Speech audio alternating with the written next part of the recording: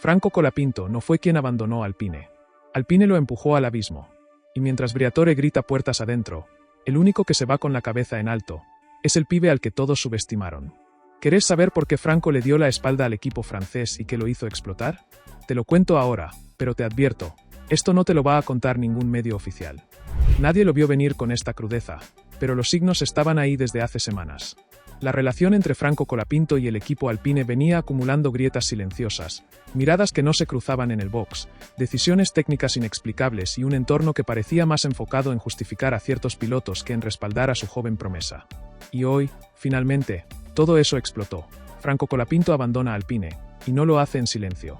Según fuentes internas del equipo, la decisión fue tan repentina como contundente. Pero lo más impactante no fue el abandono en sí, sino la reacción descontrolada de Flavio Briatore, quien, lejos de manejarlo como un estratega, estalló en furia.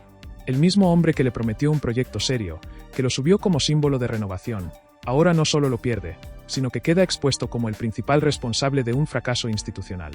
Porque esto no es solo una ruptura con un piloto. Esto es una señal de que el equipo Alpine está al borde del colapso interno.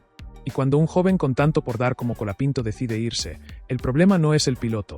El problema es el sistema que lo empujó a eso. Hoy, el escándalo no está en pista, está en los pasillos de Alpine. Y el silencio ensordecedor del argentino pesa más que cualquier comunicado oficial. Lo que más sorprende no es que Colapinto se haya ido, sino por qué se fue.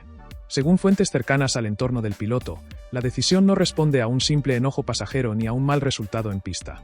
Detrás del portazo hay una acumulación de desprecios, decisiones internas que lo dejaban siempre en segundo plano, incluso cuando su rendimiento no justificaba tal trato. Técnicos que preferían callar antes que contradecir órdenes superiores. Mecánicos que ya ni se molestaban en disimular su preferencia por otros nombres. Y un equipo de comunicación que parecía más interesado en exponerlo que en protegerlo. En medio de todo eso, la figura de Pierre Gasly se convirtió en el epicentro de tensiones internas. Mientras a Colapinto le recortaban recursos, al francés se le abrían puertas, se le justificaban errores y se lo blindaba públicamente. Pero lo que encendió la mecha final fue un comentario fuera de micrófono en el hospitality del equipo, donde un miembro del staff técnico habría dicho: "Este chico vino para aprender, no para liderar". Esa frase, en boca de alguien que debería respaldarlo, fue el último empujón. Y cuando Franco la escuchó, no hubo vuelta atrás. Lo que parecía un proyecto prometedor terminó siendo una trampa disfrazada de oportunidad. Y el argentino, fiel a su estilo, no se quedó callado. No necesitó explotar, simplemente se levantó y se fue. Y con ese gesto, dejó al descubierto toda la podredumbre interna que Alpine intentó maquillar durante meses. La reacción de Flavio Briatore fue inmediata, brutal y sin filtro. Apenas se confirmó la salida de Colapinto, el histórico dirigente italiano explotó contra los responsables directos del equipo, dejando claro que no toleraría más actos de sabotaje disfrazados de decisiones estratégicas. ¿Qué clase de idiotas dejan ir al único que estaba dando resultados con un coche inferior? Habría gritado en una reunión privada, según filtraron medios italianos como la Gazzetta dello Sport. La furia de Briatore no es casual. Desde su regreso a Alpine como asesor, había apostado personalmente por Colapinto. Lo trajo, lo empujó, lo defendió frente a las dudas internas y, sobre todo, creyó en su talento cuando otros solo veían un piloto de marketing. Para Briatore, perder a Franco no es solo un golpe deportivo, es una traición directa a su autoridad, un desafío a su visión del equipo. Y lo que más lo enerva es que todo esto ocurre justo cuando el argentino había empezado a demostrar que, con menos herramientas, podía hacer más que Gasly. En silencio, con profesionalismo, y sin entrar en las guerras de egos internas, Colapinto iba avanzando. Hasta que lo dejaron solo. Hasta que lo empujaron a tomar la única decisión que aún le quedaba, irse. Y esa salida no solo dejó vacante un asiento, también dejó en evidencia que, dentro de Alpine, hay un poder oculto que está dispuesto a autodestruirse con tal de no perder el control. La interna dentro de Alpine viene podrida desde hace meses, y lo de Colapinto solo fue la gota que rebalsó un vaso lleno de intereses cruzados, favoritismos descarados y un liderazgo que parece estar más enfocado en proteger reputaciones que en construir un futuro competitivo.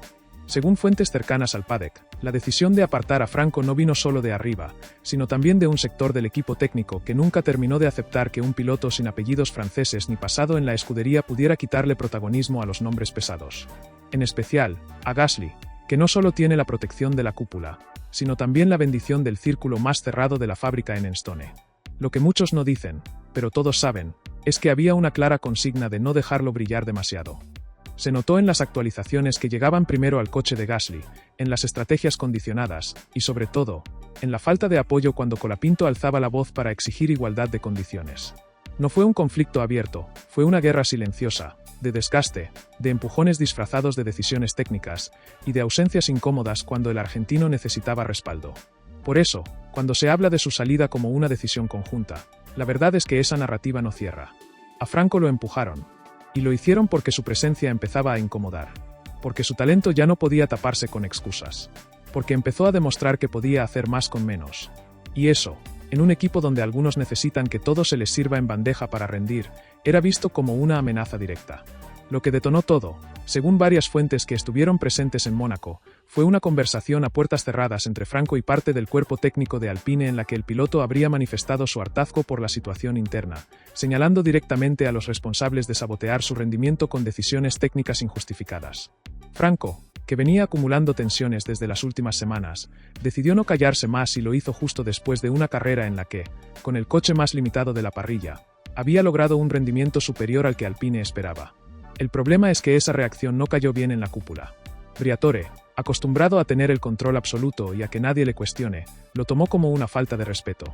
Pero lo que realmente lo enfureció, cuentan, fue ver cómo parte del equipo técnico parecía darle la razón al argentino. Se filtró incluso que uno de los ingenieros más cercanos a Colapinto llegó a decir que si Alpine hubiera apostado de verdad por él, el equipo habría dado un salto competitivo mucho antes. Esa frase, dicen, encendió la mecha.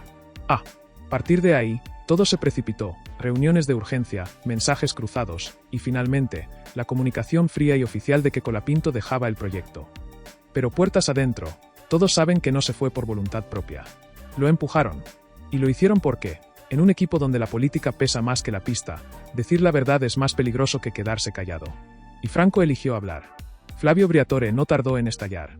La noticia de la salida de Franco Colapinto no solo dejó en shock a los fanáticos argentinos, sino que también reveló las fracturas internas de un Alpine que, desde hace meses, viene navegando entre decisiones incoherentes, favoritismos descarados y una falta de dirección que ni el propio Briatore ha sabido disimular.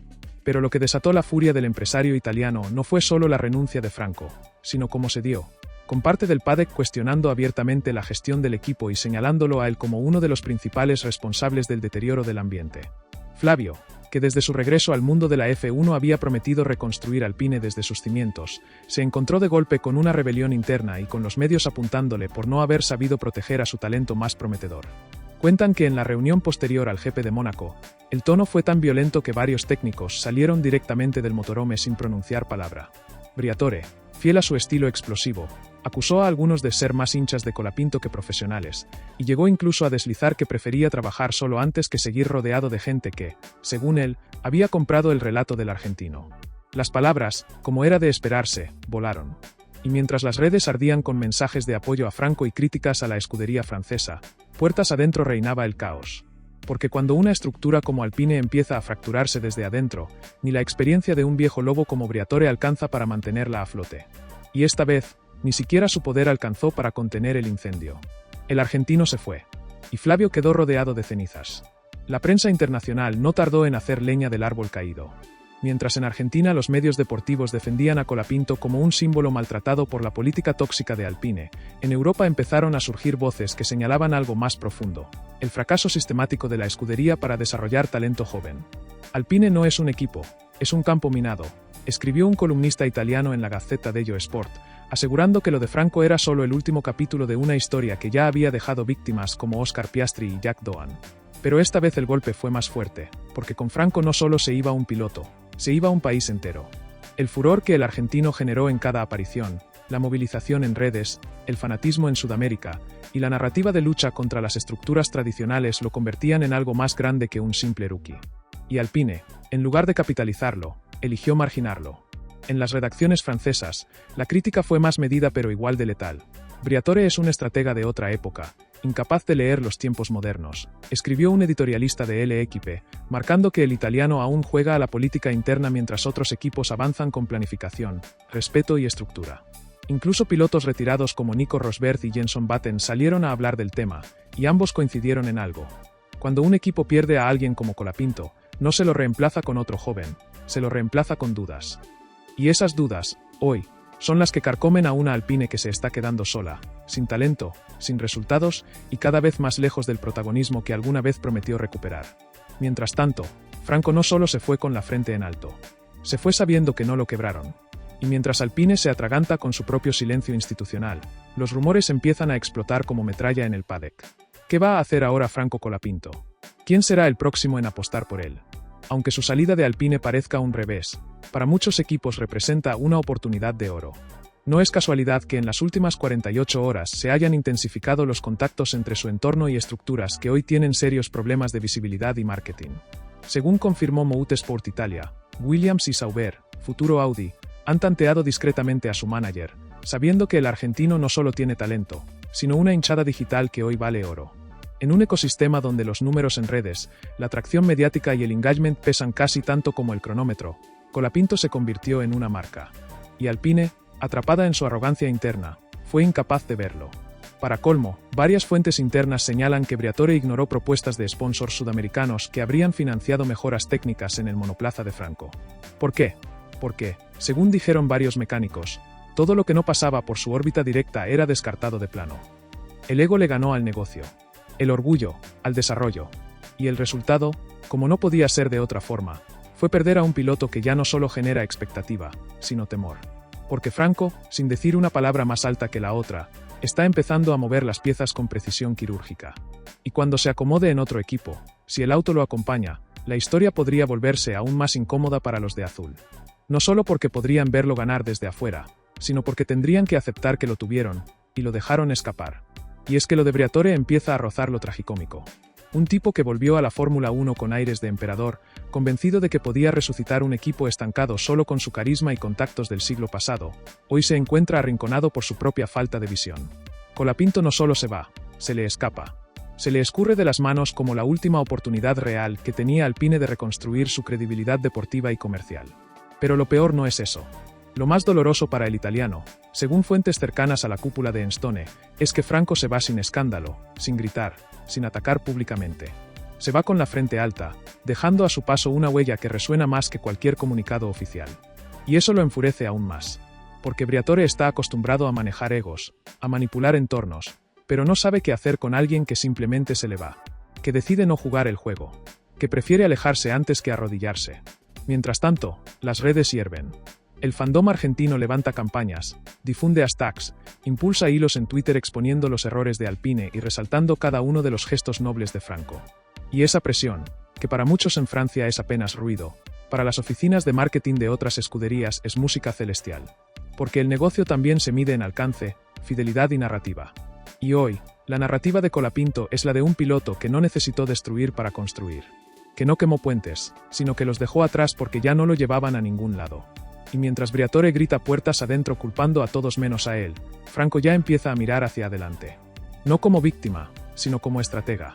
Porque entiende algo que en Alpine no supieron ver. La F1 ya no se gana solo con motores, se gana con historia. Y ahora, con Alpine atrapado en su propio laberinto de decisiones erráticas, con Briatore colapsando ante cámaras y puertas cerradas, con mecánicos en silencio y pilotos incómodos, el único que parece tener la cabeza fría es Franco.